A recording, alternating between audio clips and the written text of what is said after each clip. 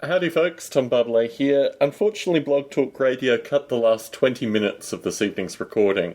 We had been going over time for a number of weeks now, so perhaps this was slightly precipitous on the part of Blog Talk Radio. In the future, what I will do is book the shows for 90 minutes, which hopefully will allocate enough recording time. Apologies to Gerald de Jong in particular, because we had really started warming up by the last 20 minutes, and we were talking for an extended period of time with regards to his current development at Darwin at Home. I recommend folks check out his podcast at darwinathome.org to get more information about the current developments of Darwin at Home. The recording does contain a number of good points and a number of great discussions. Here it is. Welcome to Biota Live. I'm Tom Barbalet, and this is a continuation of the Biota podcast. For more information on the Biota podcasts, go to biota.org/podcast. We have our first caller. Hi there, Tom. Hello, Gerald. Happy New Year. It's been a long time since we last spoke. How are you? It sure has. Can you hear me okay? I can hear you perfectly. So as you're a seasoned veteran, we have just a few bits of news and notes, and then we can get into this evening's topic. About this time, in 2 weeks' time, I will be driving between Sydney, Australia and Canberra, Australia with my brother, who I haven't seen for, I believe, 8 years now. So I will be in Australia in 2 weeks' time and not recording a Biota podcast. However, I do have two podcasts, including one with Gerald that I recorded over the Thanksgiving period last year, which I'll put out in the feed while I'm away. I also have Bruce Damer's PhD dissertation, which I've listened through to and will edit in a minor fashion and then put in the Biota feed as well.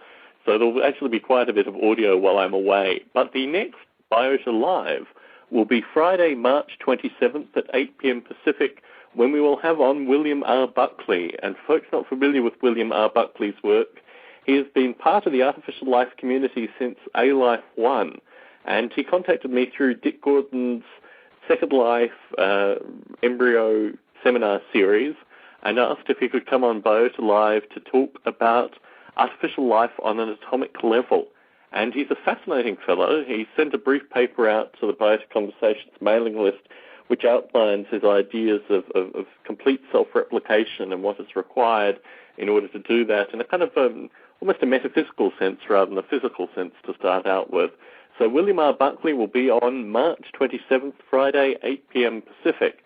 So only a couple of bits of news and notes this evening. The first is that I received an email from Sharon Minsook through the week asking if other folks in the Silicon Valley area would like to organize Silicon Valley lunches through the Facebook group. I know there is going to be at least one Graytham Silicon Valley while I'm away, and obviously also a Graytham Boston, so apologies for not having news and notes associated with them. The Graytham site, greythumb.org, is a good source for information, particularly how to get to the mailing lists. Gerald, in terms of Graytham Benelux, what's your current thinking with regards to the next meeting?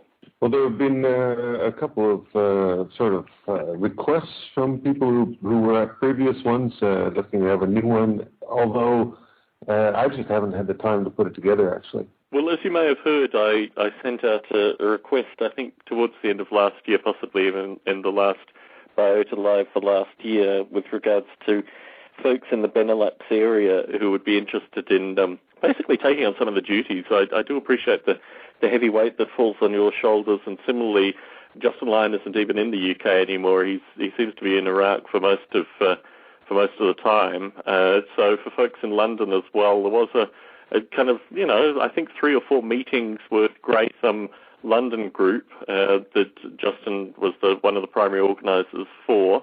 And now Justin is obviously in Iraq. It'd be wonderful if someone in the London area would be interested to pick up the mailing list, maybe a couple of people, and just organise, semi-frequent get-togethers. I think the Silicon Valley lunches model, particularly for the London area and potentially also for Benelux and other areas around the world, could be the way, if, formal evening meetings aren't the easiest way to organise a get-together.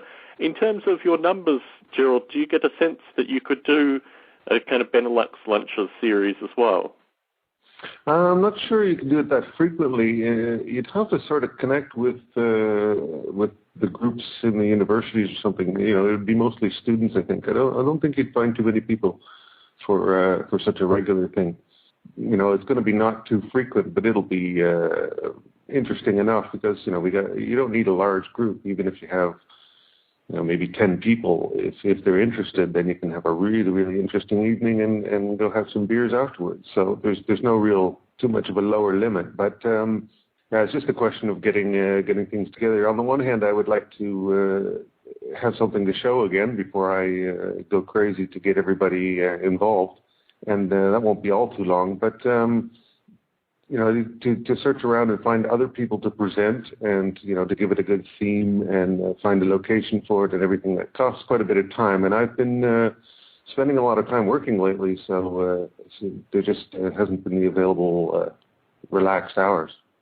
Certainly. And I mean, that's the feedback that I've gotten from the Silicon Valley Lunches group as well, is that a number of folks on the group who were originally quite gung-ho about meeting for the lunches are now in, as you say, because most of them, if not all of them, work in the tech industry or in crunch periods and just they don't have the time even to meet for lunches. But ironically, my friends in the Benelux area who are from Australia originally are actually travelling through Australia currently, and I will meet up with our mutual friends through my time in Australia and hand out Biota CDs and, get the Australian folk that I meet enthused with regards to, what we're trying to do with Biota and Grey Thumb. And hopefully that will percolate back to my friends in the Benelux area who will attend or maybe even host a future Grey Thumb Benelux meeting. And moving from these ideas of getting together for casual lunches, Dick Gordon sent out on the Biota Conversations mailing list recently his plan for Biota 5. That is the 5th Biota conference. It's been, it will be nearly a decade. I want to say 7 years if Dick holds it next year in 2010. He's slated to put it on in Winnipeg, Canada. But I think it's an interesting logistical problem currently, particularly as so many of the Biota contributors are located in such far-flung parts of the world. But I think probably giving a year run-up, or maybe even more than a year, we may, it may take a couple of years to actually organise a proper Biota conference. Gives an opportunity for the community to start saving and start planning to come to some part of the world which may not be their current location. I was emailing Dick through the week with regards to the transit time for folks in Boston and these kind of epicenters of artificial life that already exist in the US. But another important thing, and certainly in my own feedback and conversation with Bruce, and I think you've been on some of those emails as well, Gerald, I feel a kind of personal responsibility to make these Biota conferences, if they start again in a conference form, as open as possible, and particularly with regards to cost and location and planning and all these kind of things. I don't want people to have the sense that these things will be sprung on them, and at the same extent, if they can't attend, certainly in terms of some kind of potentially online contribution, maybe some live video link up. I mean, these kind of technologies in order to engage people in the community who may not be able to attend a physical conference. And in this regard also, there'll be an A-Life conference next year, and obviously our last guest was Mark Bordeaux. So, I mean, I think getting Mark involved with regards to the Biota 5 Planning Committee will be relatively critical as well. But, I mean, hats off to Dick for actually getting the ball rolling. I said somewhat tongue-in-cheek to him that I would only feel comfortable with it being called a Biota conference if Gerald and other folks who've participated in Biota Live could attend. So I think the aims are good with regards to a conference in the future. I just think it'll be interesting to put it together logistically and also allow the kind of openness that I tried to do with the likes of Biota Live and the other Biota podcasts. What's your thinking with regards to a 5th Biota conference, Gerald?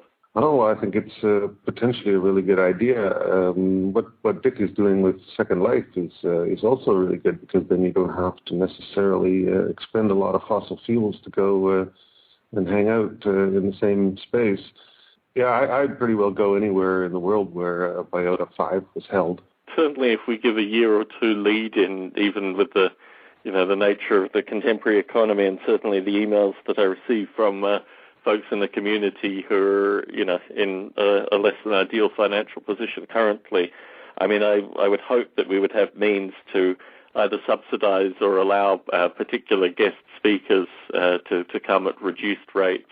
This is the thing. I mean, when you academic conferences, everybody goes to all the conferences in their area or in their area of expertise, and this is the part of the perks of being a professor, being an academic, and needless to say, they don't pay their own flights. It's all taken care of. So there's a certain support for everyone getting together physically in the academic world. They're subsidized. They get flights all over the place, and we have to do without that. So everybody has to fend for themselves, sort of, in general. So if we can get anything, maybe there's a sponsor possibility.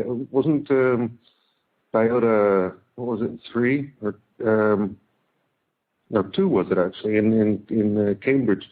Was sponsored by CyberLife, Steve Graham's company. 2, 3, and 4, and potentially even 1. My understanding is one could have been sponsored by Sun and a couple of other. I mean, obviously Bruce is probably the best person to talk. But my recollection is all the Biota conferences up to 4 were actually sponsored by one institution or another. I think 4 was sponsored by. Anyway, I think all of them were sponsored. Some of them by smaller academic institutions and things that wouldn't be considered necessarily. Maybe Dick can get some funding from the University of Manitoba. Yes, I'm hesitant to ask Dick for that. My feeling is that within our community, and particularly the kind of extended realms of our community, I mean, I get correspondence from people who work for Goldman Sachs, who work for IBM, Intel. I mean, there is no shortage of large companies. I mean, if you look at pharmaceuticals, I mean, there are a number of companies that get real-world benefit from this kind of collective artificial life movement, and the ability that Biota has to actually reach out of a more formalized conference, like, for example, the A-Life conference, into something which brings in folks such as Dick, but also I think in terms of what Mark Badeau is doing. I mean, these kind of enterprises reach outside of our more traditional kind of tech sector or academic sponsorship groups. We should certainly make sure that Al Lundell is invited, so that everything gets recorded at video. Yes, well, I think that's the nature of, in some regard, making it an open video streamed conference as well. I mean, I think it's critical that we not only have a kind of takeaway video record, but we also stream it because that's that's the contemporary paradigm with regards to these things. And I think we always need to be maybe even slightly. I mean, this was the nature of having Mark Badeau on, that we need to be slightly prodding of the academic community in terms of the level of openness that these kind of things have. So this is going to be a talking point, obviously, for a number of Biota Lives into the future. But I wanted to raise it with the community initially that there is slating for a Biota 5.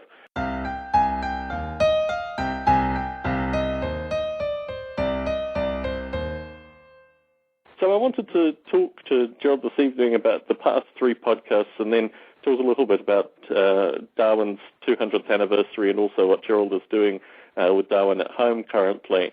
But out of the past 3 podcasts, have you had the opportunity to listen to all 3, Gerald? Yeah, I've listened to them. I can't say I remember absolutely everything. They're quite long, of course. I'm listening to them in bits and pieces in the train and stuff like that. And there's a lot of other stuff going on, so I can't remember all the details. You might have to help me with this or that. But definitely it's interesting to listen to. Yes, I mean, I think that the fascinating thing with regards to the Larry Yeager discussion was a large portion of it was resolved with a short part of the Mark Badeau discussion. But I mean, just to recap with regards to my own sense of the Larry Yeager discussion, we spent the first half of the podcast describing what an artificial life curriculum would look like, what the core of an artificial life curriculum should look like. And I know this is a topic that you and I recorded as well over the Thanksgiving period, Gerald.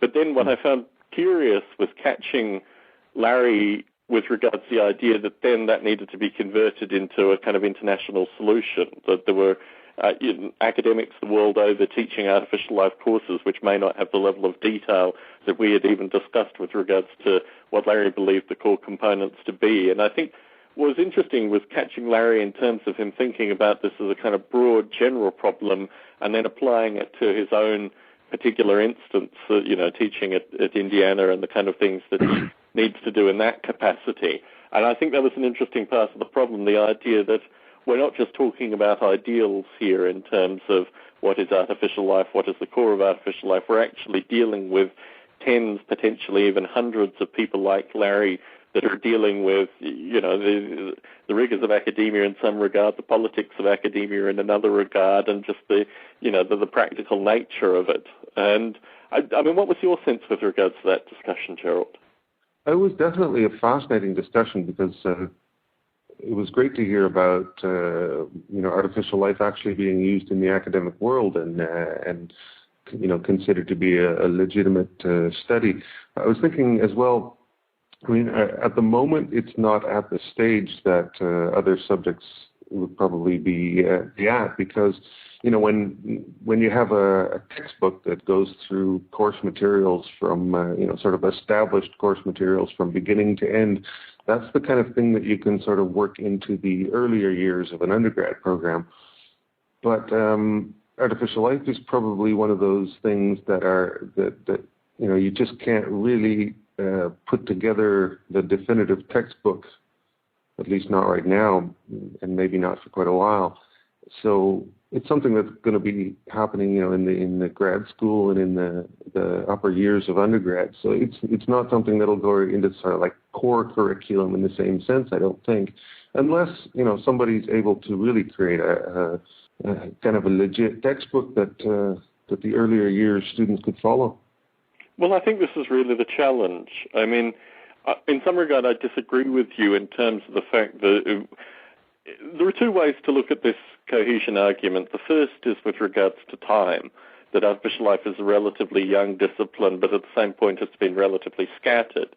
And I think there are certainly a number of counterexamples to that, to things that already exist in textbooks and are already taught to undergraduates, whether it's not its first year or third year, certainly somewhere in the undergraduate stream, that are very contemporary. I mean, I think outside the sciences, perhaps in the social sciences, there's a lot of political science, a lot of economics, a lot of stuff which is really only in the past 5 to 7 years, which is still taught to undergraduates. In the sciences, obviously, there are components of informatics, computer science, and these kind of subjects have a lot of very contemporary and quite scattered components, which I think make artificial life almost look like a traditional calculus course in some regard.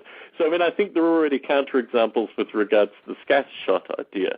I'm probably just biased because I studied mathematics, so that's most of the things you learn are from a goodly number of decades, if not centuries ago. Certainly. And the second part of it is the idea that, everyone will have a different set. And I think what talking with Larry was trying to distill was actually there is quite a solid shared subset that if it isn't in, all artificial life courses currently being taught, it will be in between, 70 and 90% of those taught, and the ones that aren't teaching it probably should. And I think the idea of utility is something that certainly Mark Bordeaux understood immediately. The idea that what we would be trying to do in kind of amassing this core artificial life curriculum is really providing some assistive means to the academics that were teaching these kind of courses, and as you say, potentially lowering the bar for where these courses could be taught. I mean, we immediately think of what we do in some regard as being, in one sense, on one extreme, obsessive hobbyists, nature of, model trains or painting or these kind of things. But on the other extreme, something that has a relatively high level of, academic rigor, or at least some background understanding that's needed to, in order to understand certain components of our simulations. So we have these two extremes as kind of, gentlemen hobbyists in some regard.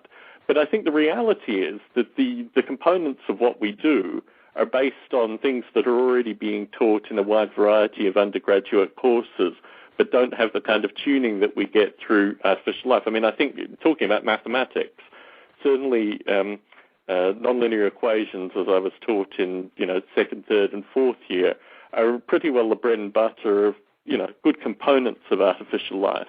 And there are certain elements of artificial life where the mathematics is actually improved upon.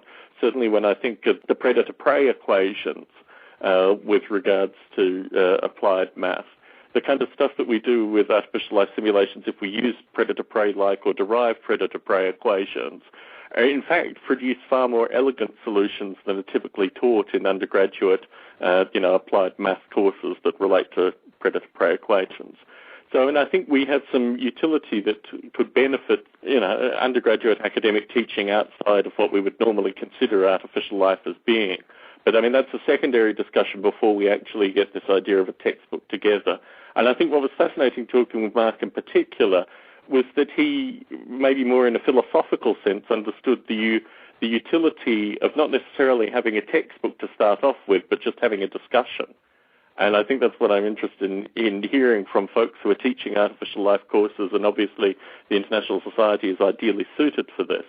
But the ability basically to collate what the community, folks who may not have ever attended an A-Life conference, who may never have listened to a Biota podcast, who may never have heard of Grace, who are teaching artificial life courses without any of this kind of exposure, what they are actually teaching as well. And I think this has an amazing outreach component to it that Mark Badeau was, very receptive to in his appearance on Biota Live. So really that was my thoughts with regards to the discussion with Larry, and I think we've talked about, the main points that I thought came out of that. I mean, the important thing with someone like Larry is, he's on the ground. He's basically at the point where we need to be constantly communicating and constantly instigating with regards to this aspect, and it's wonderful to have Larry on the podcast. I'd like to have him back in the near future to discuss a number of issues that have come both through the discussion we had with him last time, and also other folks in the community want to talk more about algorithms and things like that, and Larry has a lot of time. One question that came to me while I was talking to Larry, and particularly thinking about what you're doing currently with Darwin at Home, I remember Justin Lyon talking, and people like Robert Bryce and Travis and others talking about hybridizing the kind of core ideas of what you were doing in Darwin at Home with something like an oblate brain, or potentially some of the stuff that Scott Schaefer is doing, or these kind of, putting together, in some regard, completely different simulations to try and hybridize a better model. Is this something that you're still thinking about? It's something that I'm thinking about to the extent that I'm making it extremely possible. But on the other hand, it's something that I'm not thinking about doing. Certainly. It does really require another person, doesn't it? I mean, that's the critical component. It just happens to be, my interest is in the sort of the physicality of it,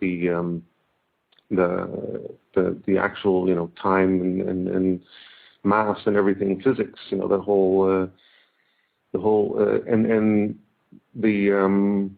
development of sort of muscular abilities and I'm not even terribly interested in sensory abilities. What I'm actually trying to do with this game idea is to completely delegate all of that from perception to strategy, delegate all of that to the people who log in, which is also a little more interesting for them because then they get to do more things, and I get to focus on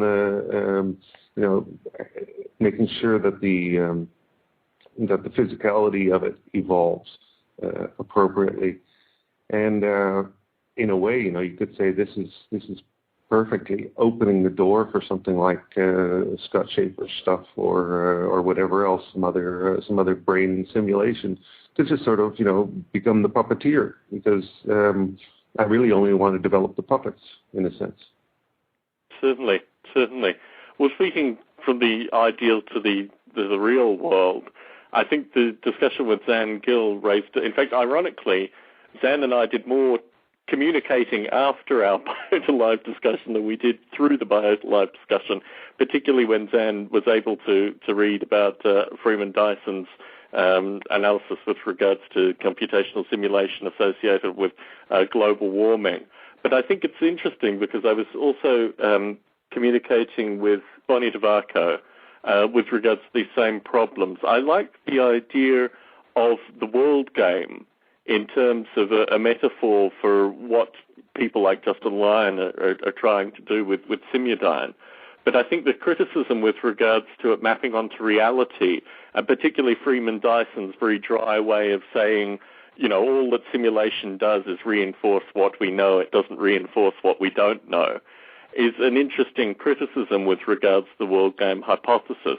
As you listen to the Zangil discussion, did you get that sense, or what was your feeling with regards to that discussion? I don't know. I've been a Fuller fan for a long time, although more the sort of scientific or philosophical or whatever aspect of his stuff, rather than the political world game idea. But I don't know. It's I think that the idea of world game is I'm still convinced that it's one of those things that should be sort of real core curriculum. We're talking secondary school. People should be playing world game at every secondary school on a weekly basis. That's the kind of scrambling I think we need in these times, because things are getting a little strange. My concern with regards to the world game hypothesis is it just reinforces our own, particular views. It is based purely on the people that are participating in the world game, and in the case of the artificial life simulation, the environments which are constructed. It's an exercise, It's like it's inaccurate, but it's like a group session or something. I think the idea of world game is that people take on roles. So you'd be forced to take on the role of someone from a particular part of the planet, and you'd be forced to study what their life is like and try to see the world from their point of view. And then I think it's more like a role-playing game than and something that you can really learn from than something that just is a self-fulfilling prophecy. Everybody there will take their prejudices along. I think the idea is to open minds. So in terms of the paradigm of world game is what Justin Lyon is trying to do with Simudyne, the example that I gave was with regards to low or no income healthcare coverage in the US. Do you see that is a potential, world game problem that could net a solution? I don't know enough about world game to know if that's. You have to be able to facilitate one of those sort of sessions. I think probably Bonnie would be much more versed in that sort of thing. The challenge, which is what I put back to Justin specifically, is that the entities which exist within the power component associated with the problem are in constantly kind of reinforcing positions. There is no notion of the common good or even the poor or low or no income with regards to any of the components that exist in the real world associated with the US health system. And I think in these kind of situations we need to have almost a metalogic, a meta-strategy, or really a philosophy of simulation that is able to overcome these kind of problems. I think one of the philosophical aspects of world game, if I'm not mistaken, I don't know enough about it really. I haven't read specifically too much about it, but I think Fuller was the person who used the word or the prefix omni, more than is humanly possible. The prefix omni appeared zillions of times in his book. So I would imagine that the world game is structured such that it only makes sense if you do the entire world in a session. You just got to have the whole world projected onto the floor and everybody playing their roles. So it wouldn't be applicable to anything except the whole. Right. So it's in fact a very bad model for finding solutions in the real world to specific problems then. Yeah, well, in a sense. You're not going to get into very specifics, but I think it's more something you can really learn from for adolescence or something like that, and for later on, it's kind of a workshop theme or something like that, I suppose. So in terms of the kind of problems that Justin Lyon frames in Simudyne, the low or no income healthcare coverage in the US, do you see that artificial life could pose solutions to these kind of problems? I don't see it now, but that's I don't know. This is this on the Simudyne site? This is an example that Justin gave in a discussion. He also gave one with regards to mineral resources. But I think the no-income healthcare one is one that I feel particularly passionately about, because I think it actually provides a challenge which ultimately, if we can move past the... I don't think Freeman Dyson is being nasty when he makes his against claims. I think what he wants is to motivate folks such as ourselves to do things a little bit better. I feel the same way to a certain extent with regards to Briggs-Pleiser's panspermian challenge, but I do tend to read these people with the best possible reading. But I think, honestly, from Freeman Dyson's background, really what he is trying to do is just instigate better simulations from us. And that really requires some kind of, I don't know, I mean, I would like to see it in a kind of philosophical context. That's my own bias. But perhaps a new science or a new kind of means of dealing with these kind of problems, which also somehow encompass what we don't know, or maybe the unknown within our simulations in a better or more meaningful way. So, I mean, perhaps that's part of the challenge. I certainly feel people like Zan and Bonnie, having come from almost a very ideal perspective with regards to these kind of problems, can be brought very quickly into the real-world nature of the stuff that folks such as Justin are doing, and ideally the kind of stuff I'd like to see artificial life doing more proactively.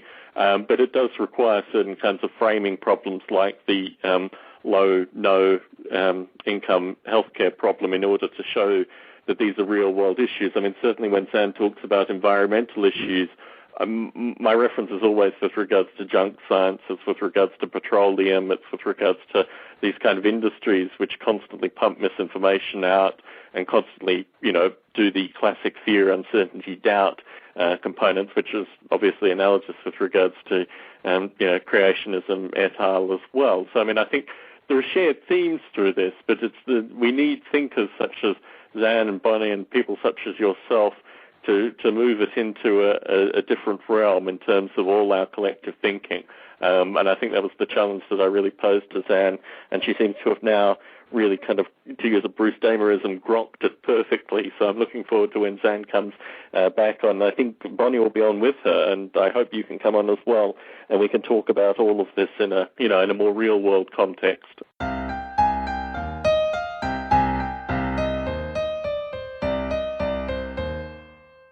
Mark Badeau was our final guest, and Mark raised a number of really interesting questions. I mean, particularly, again, as with Larry, I thought the second half of Mark's discussion on Biota life was, in some regard, more challenging and more interesting than the first half. I thought his discussion with regards to wet artificial life was very interesting, and I think he's, as came through, particularly when talking about Craig Ventnor, I think he's a positivist in the extreme with regards to a lot of these components. I think the challenge really is how we create simulations that assist the wet artificial life community, and at the same point also, lead back into the soft artificial life community and to a certain extent as well the hard artificial life community.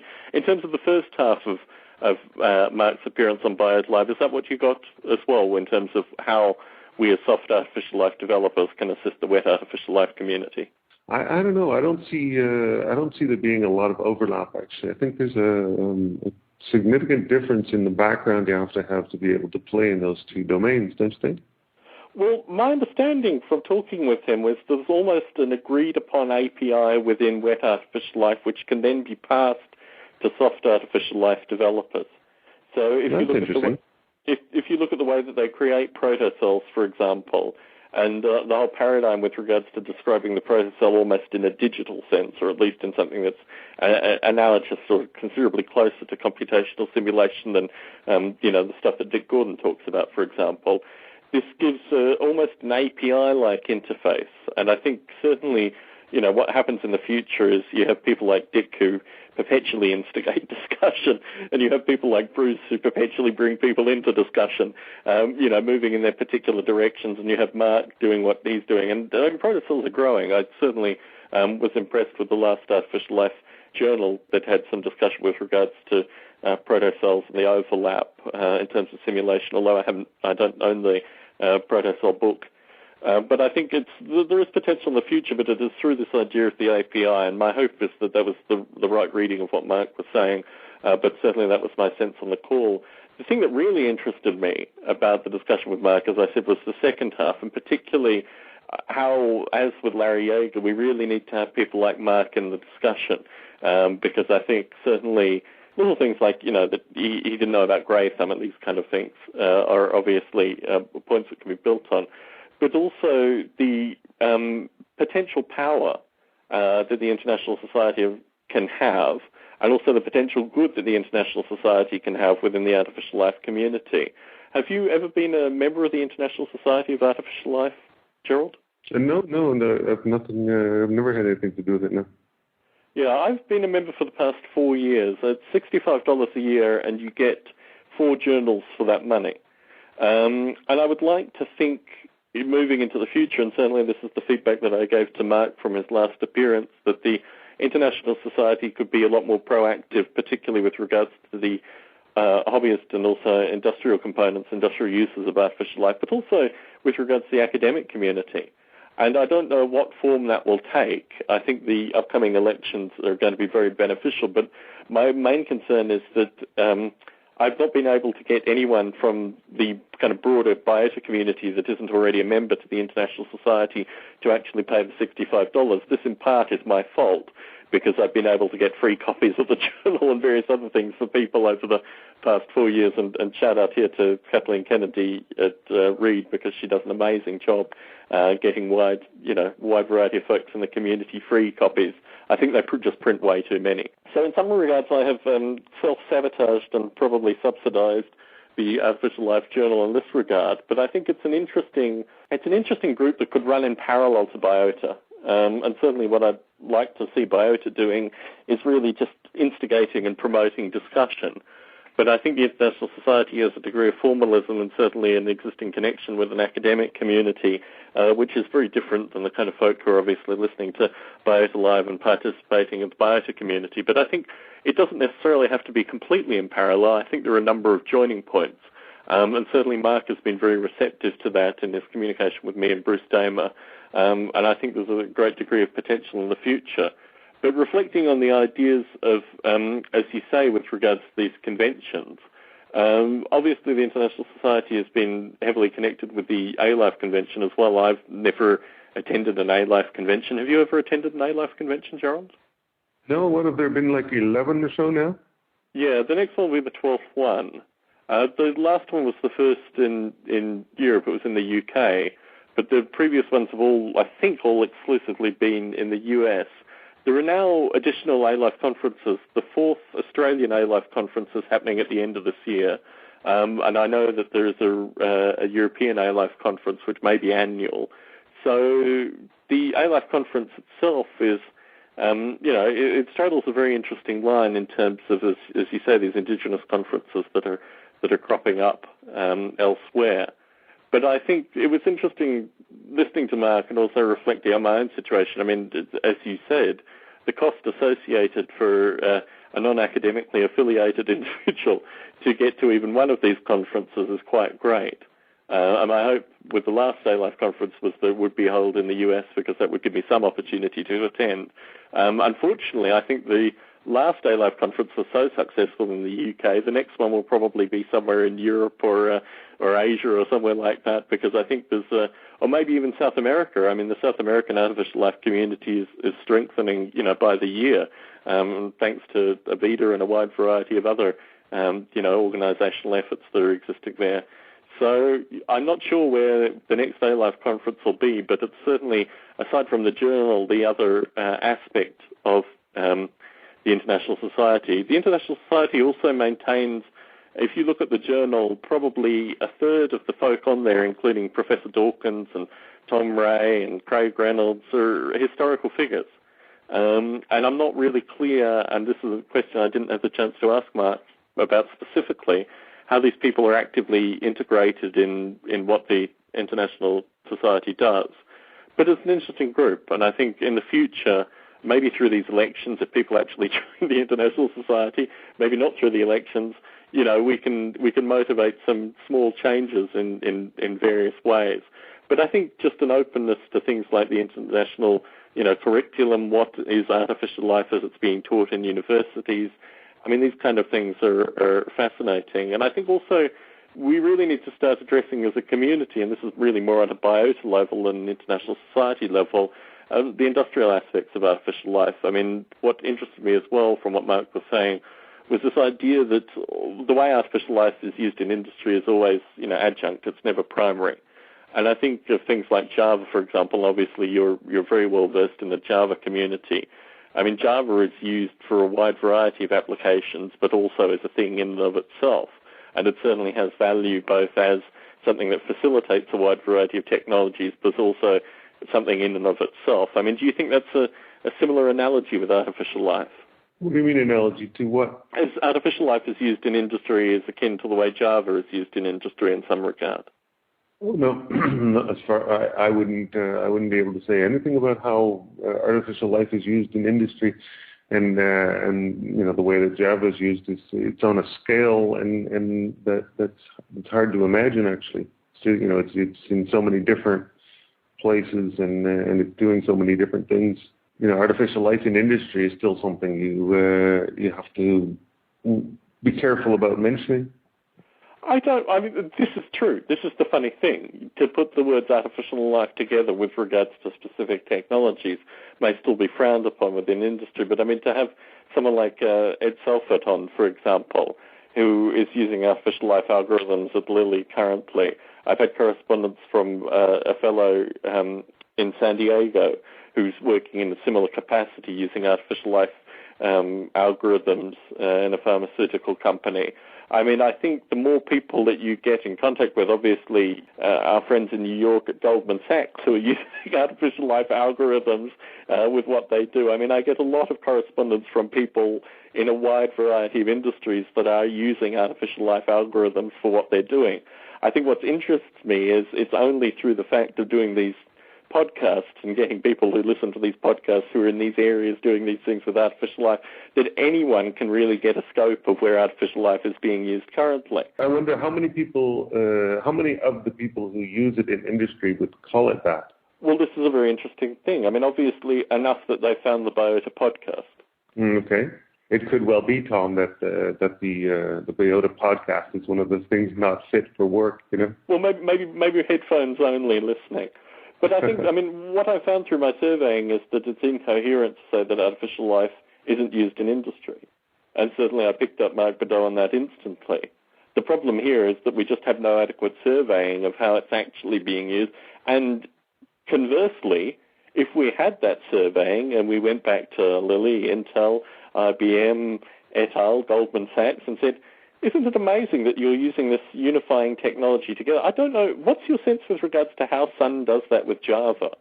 I mean, how does Sun get industries that are using Java to contribute back to Sun in some regard? How does that work? Well, they've open sourced the virtual machine, of course, and so that was already about a year ago that they started working on that on a large scale, and now it's basically complete. So it's in a sense it belongs to the community now.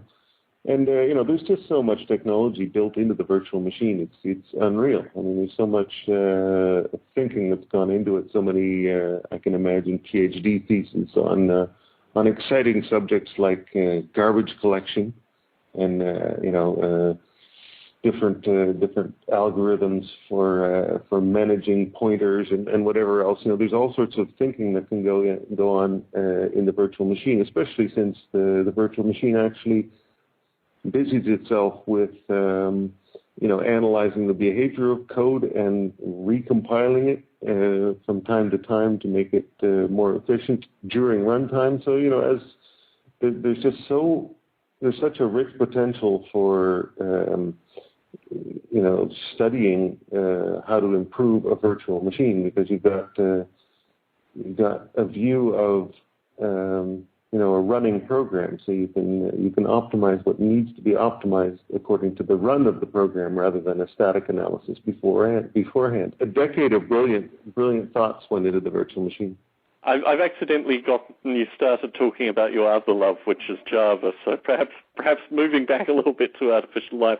I think what you've done is outline perfectly my point with regards to the fact that we can't do one or the other. We need to have academia basically moving to unify what artificial life is in parallel to industry, because, I mean, this is what you're saying, that the academic component of Java actually assists with the industry component, and also it creates a shared language. It creates a shared, although it's a bit of a pun with regards to Java, but it creates a shared set of ideas that links both academia with industry. But moving on to another topic that's come through the Biota Conversations mailing list. In fact, this was from Mark Badeau himself with regards to discussing his talk at the Futurist.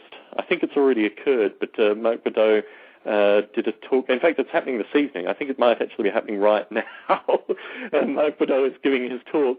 But he mentioned, obviously, Darwin's 200-year anniversary and also 150 years of the origin of species. But he made a point at the end that The Guardian, the newspaper, had said half of all Britons don't believe in evolution.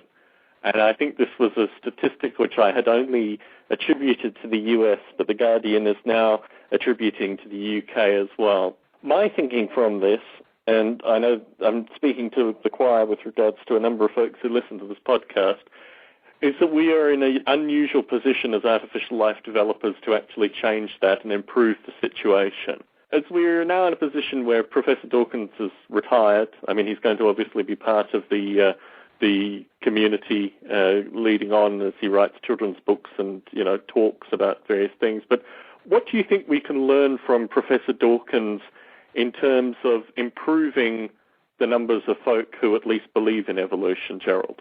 It's what Professor Dawkins would call it would be consciousness raising. It's really just a question of getting the information out more than anything else, and avoiding misconceptions. Trying to to clear away some of the cobwebs, which is what I want to do with Darwin at Home. The whole idea is I want to invite people out to play around with it. Invites you into the algorithm. The whole idea is to get people acquiring a feel for it, so that all the academic aspects of it can come later if you become more interested. But you can have a basic idea of what it is and what it isn't. People have to lose the inappropriate associations. You have to. The reason a lot of people will say that they don't believe in evolution, the reasons they don't believe are quite bizarre if you dig into it. So that's the interesting thing, to find out why, because usually it's tied to things that you wouldn't expect at all. There are certain big reasons why people don't believe, and if they can be sort of erased, then you'll have a natural tendency to if people can develop a little curiosity, then they will discover that everybody is sort of agreeing that it's evolution happened. It's obvious. It can be proved 5 completely different ways. So get in the game. It's unfortunate that people are stuck on these issues. It'd be nice if you could sort of disassociate it with all the bizarre connections that hold it back. Yes, I think it's an interesting metric because it's a contemporary metric. I mean, going into the future, obviously, we will have these kind of surveys. And it was interesting that the Pew Research Centre was attached to it, because I've demonstrably found errors in a number of the previous Pew Research surveys. In fact, they're notoriously flawed for a wide variety of reasons, typically sample size, but also just the surveying methodology. And I think the idea of do you believe in evolution is probably a loaded question in terms of the way people are going to respond to it. There are lots of ways to ask that question. But it's like the question, do you believe in God? It's almost a bizarre, absurd question. The answer to that is just not Boolean. It's just You're talking about science here. I mean, it's a bit like saying, do you believe in calculus?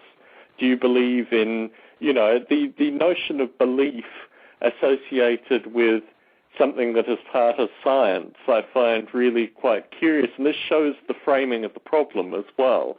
I mean, it shows that... I know lots of people who don't believe in calculus. That's exactly my point. My point is that what you're seeing here is, in fact, probably a strong criticism of a variety of educational problems. It could actually be quite primary and not related to large-scale conspiracies which occur on both sides. I mean, this is Dick Gordon surveying perfectly. So I think the nature of the problem in some regards needs to be reframed, and we are ideally placed for that. Do you see, in terms of the folk that come after Dawkins, do you see logical successors to him in terms of science representation, in terms of atheism? Is there a new Dawkins, do you think? Well, he's a hard act to follow. I mean, if you look at what he wrote in 1976, and then, when your jaw drops then, and then you read it in 1995, and then you read it in 2008, and it still is amazing to read that the ideas that were put in his books. You just have to wait, I suppose, for someone of similar stature. He started a lot of balls rolling. One of them, for example, is the whole idea of a meme. That took on an entire life of its own and became, another sort of discipline that is slowly creeping into academia. It can be used as a useful model, I think, in the social sciences and a number of other areas as well. Yeah, up until a couple of years ago, I was under the impression that Dawkins was going to write an anti-New Age book following the God Delusion. In fact, certainly my understanding was that there were chapters written towards this. And from what I'd heard from people that had sussed this, was the idea that he was actually going to write an anti-contemporary memetics treaty as part of that, because obviously memetics has become a thing that is so completely removed from contemporary Dawkins, particularly as it exists in a New Age sense, that my understanding was that he was going to write against that in the book. And I think, however, that idea was shelved, and I don't know what the time frame is with regards to the children's books or what he's doing currently. As far as I know, from everything I've read, Dawkins has avoided the whole idea or the whole discipline of memetics, just saying it's not my thing. I'm not going to talk much about it because other people can do it better, and a lot of people have, especially something like Darwin's Dangerous Idea by Dennett. It's an incredible book on the subject, and if you want to dive deep into memetics, that's the book to have. So talk to Dennett. The primary memetics reference that he makes, aside from Dennett, is Susan Blackmore, and Susan Blackmore is very much a New Age figure. So she was actually. She was. If you look into her history, she began as a total New Age person, and then that sort of didn't last. She sort of lost that later on. She still speaks at the Mind States conferences, which are predominantly. I mean, I've heard her recent Mind States conferences, and it's very much of the New Age. I mean, my thinking was that I'd like to hear what she says at them, because I can appreciate returning to a community that you're familiar with and coming with a new message. So it'd be interesting exactly what she says, not necessarily that she appears. It's just like writing in Dick Gordon's book. Exactly. You don't have to be a creationist. No, I agree entirely.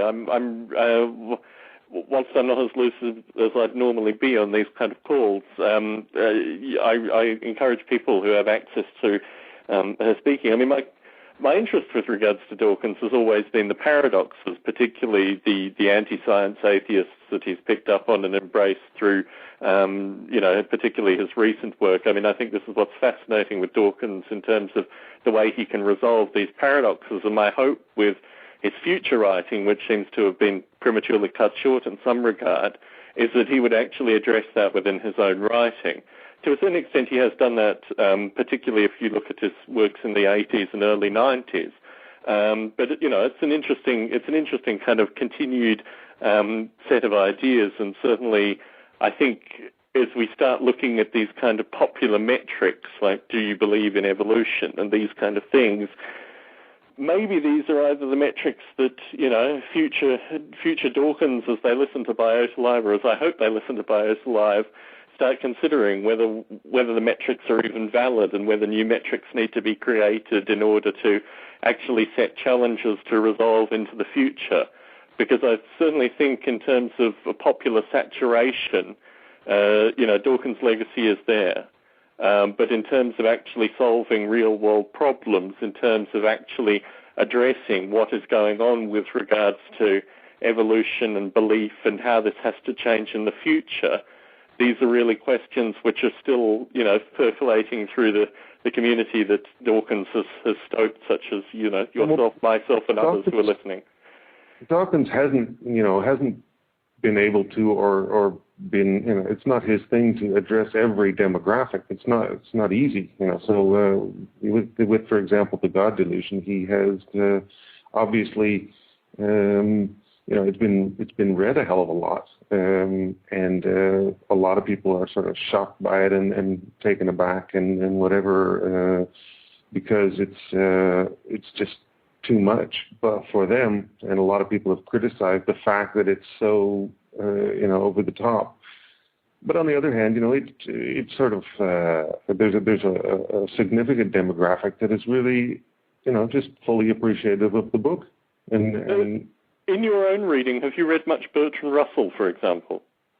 I haven't read much specifically, more citations and things, but no, not actual books of his. Yeah, I mean, as someone who read a lot of Bertrand Russell, kind of in parallel to early Dawkins before the God delusion, and similarly having done other surveying, I mean, my sense reading the God delusion, and I sped read it, was that if you had read Russell prior to reading the God delusion, you would have wanted Dawkins to do more Russellian analysis. I felt a lot of it, and I say this actually in Dick Gordon's book, was a kind of counter call to the worst aspects of the popular anti-atheist movement in this country, people like Ann Coulter, who I don't think are Dawkins' intellectual equal. I don't think it's Dawkins. I always felt that he'd lowered his standards by answering these kind of, nonsense illogical claims. And certainly I've already discussed, 2 years ago with you, the aspects of history that he had no reason to address. The only people that talk about Hitler and these kind of things are, don't understand the kind of logic that his movement from people like Bertrand Russell had built up. So, I mean, I think what is interesting now is we are moving into something where Dawkins will obviously continue to exist, continue to write, continue to participate, as people like Dennett do as well. But it's for the active participants currently. I mean, people that Dick Gordon is instigating, I mean, people who may not listen to this podcast but are part of the, what Dawkins has started, Dawkins youth movements, for example, that need to be seriously thinking about what happens in the future when these metrics are raised, like, half of all Britons don't believe in evolution. But I think it's interesting that the Biota community is also part of this discussion through our early instigation from Dawkins, which you talked about when you came on in Thanksgiving time frame. Do you think we as artificial life developers will ever get away from these kind of questions, or do you think they're always perennially going to be part of the artificial life discussion? Well, I mean, Tom, what's it like to create artificial life? I mean, it's your own little God delusion, right?